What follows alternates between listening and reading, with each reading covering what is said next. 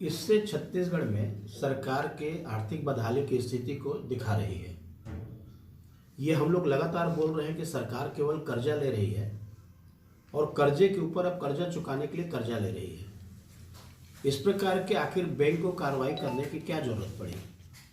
स्वाभाविक रूप से बैंक कार्रवाई करती है, उसके पहले नोटिस जारी किया जाता है, एक समय अवधि तय किया जाता है, इतने के दिन के अंदर में यदि राशि पटा दी जाए, और उसके बाद में भी जब डिफॉल्ट होता है उसके बाद में बैंक उसमें अधिकृत कार्रवाई करती है। निश्चित रूप से जिस प्रकार से छत्तीसगढ़ में सरकार चल रही है और केवल कर्जा ही कर्जा जो ले रही है, आज स्थिति ये हो गई है कि आपकी संपत्ति को भी बैंक अब जब्ती कर रही है, कुर्की कर रही है। इससे आप अंदाजा लगा सकते हैं कि छत्तीसगढ़ के आर्थिक माली हालत क्या है। ये केवल दिखाने के लिए, बोलने के लिए सरकार जो भी कहे, लेकिन आज ये कहने में कोई संदेह नहीं, छत्तीसगढ़ न केवल कर्जा में डूबती जा रही है बल्कि आर्थिक दिवालियापन के कगार पर खड़ी हुई है। देखिए, अभी जो नवा रायपुर अटल नगर विकास प्राधिकरण को लेकर एक बैंक की तरफ से एक संपत्ति अटैच करने का मामला सामने आया है, उसमें मैंने डॉक्टर रमन सिंह का भी बयान उसमें देखा है। तो वो उसके बारे में ज़रा डिटेल जानकारी मैं आपको देना चाहता हूं कि ये जो भी निर्माण का कार्य हुआ था, बगैर सर्वे, बगैर आकलन कराए, और जिस तरीके से जो निवेश हुआ है, बहुत अधिक दर में उसका निर्माण कार्य हुआ है। 2016 में प्रारंभ होके और 2018 के अंत में जाके ये पूरा हुआ है। ये पूरा डॉक्टर रमन सिंह के कार्यकाल के समय का है और उनके द्वारा जो निर्माण हुआ है, इसमें कुल कर्ज लिया गया था 262.31 करोड़, और जो जमीन इसमें उपयोग में लाया गया वो 2.659 हेक्टर। अब सवाल इस बात का है कि ऐसे चीज़ों का निर्माण हुआ, जो कॉम्प्लेक्स का निर्माण हुआ है, उसका बाजार में किसी प्रकार का कोई मांग नहीं था, कोई सर्वे नहीं था, किसी प्रकार का कोई अध्ययन नहीं किया गया, और जमीन में जो निर्माण कार्य हुआ है, उस जमीन में निर्माण कार्य में जो राशि इन्वेस्ट किया गया है, आज यदि हम उसको बेचना चाहते भी हैं तो मार्केट में उसकी कीमत आज दिनांक को भी नहीं है जितने की उसकी लागत आई है। अब इसमें जब लागत का कैलकुलेशन होता है तो जो रिटेल कॉम्प्लेक्स का निर्माण कार्य हुआ है, उसके आज की डेट में 9,425 रुपये के हिसाब से उसकी लागत आती है।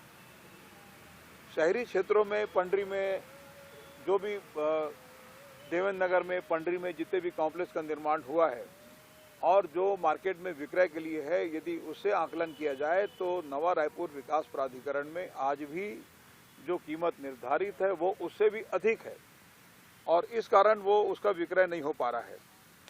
अब यूनियन बैंक ऑफ इंडिया से 169 करोड़ रुपए के जून 2016 में प्राप्त किया गया, और उसके बाद आंकड़ा मैं आपकी जानकारी में देता हूं कि 2016 से 31/12/2018 को इसका निर्माण कार्य पूरा हुआ। जो ऋण प्राप्त किया गया था उसमें 20.71 करोड़ का भुगतान किया जा चुका है, और 30 जून 2021 की स्थिति में 158.29 करोड़ का ऋण अभी बकाया है। अब भवन में कुल विक्रय योग्य कारपेट एरिया जो है वो 2.64 लाख है जो हम बेच सकते हैं। इसमें से 10% यानी 0.27 लाख कारपेट एरिया का मात्र विक्रय हुआ है, बाकी अभी बचा हुआ है, वो उसका विक्रय नहीं हो पा रहा है। भवन में 2.20 लाख कारपेट एरिया आवंटन विक्रय हेतु शेष है, लेकिन बार बार प्रयास करने के बाद भी इसका विक्रय नहीं हो पा रहा है, और यदि इसका विक्रय हो जाता तो ये सारा का सारा ऋण पटा दिया गया होता। तो कुल मिला के वर्तमान में जो स्थिति निर्मित हुई है, यदि बनाने के पहले इस बात का आकलन कर लिया जाता कि ये जो रिटेल कॉम्प्लेक्स जो बनाया जा रहा है इसका विक्रय हो जाएगा, इसकी मांग है कि नहीं है, बिना मांग देखे, बिना उपयोगिता देखे डॉक्टर रमन सिंह ने ये निवेश किया है, और तत्कालीन सरकार 2016 से 2020 के समय इसका निर्माण का कार्य हुआ है।